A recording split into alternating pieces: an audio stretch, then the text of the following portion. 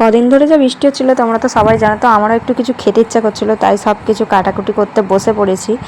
তো তারপরে এখানে ময়দাও মাখিয়ে নিচ্ছি, কি হচ্ছে সেটা তোমরা বুঝতেই পারবে। ময়দা আর চিকেন কিমা, তার সাথে এবারে সব পেঁয়াজ কুচি, গাজর কুচি, আদা কুচি, রসুন কুচি, একটু নুন, একটু সয়া সস দিয়ে মাখিয়ে নিলাম। তো তারপরে তো এতগুলো করে দেখানো সম্ভব নয়, তো একটাই করে দেখাচ্ছি তোমাদেরকে। তো আমি ছোট ছোট করে বেলে নিচ্ছিলাম গোল গোল করে। এবারে পুরটা ভরে তাতে একটা শেপ দেবো। তো তোমাদেরকে একটা করে দেখাচ্ছি, দেখো।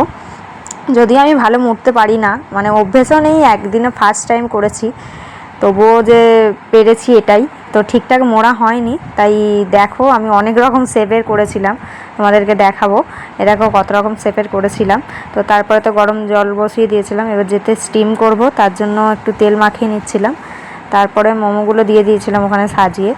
তো খেতে তো খুব ভালোই হয়েছিল, ফার্স্ট টাইম করেছিলাম, কিন্তু শেপগুলো আমি ঠিকঠাক দিতে পারিনি যদিও, কিন্তু খেতে খুব ভালো হয়েছিল। তো এই বৃষ্টির ওয়েদারে গরম গরম মোমো খেতে কার কার ভালো লাগে সবাই একটু জানিও।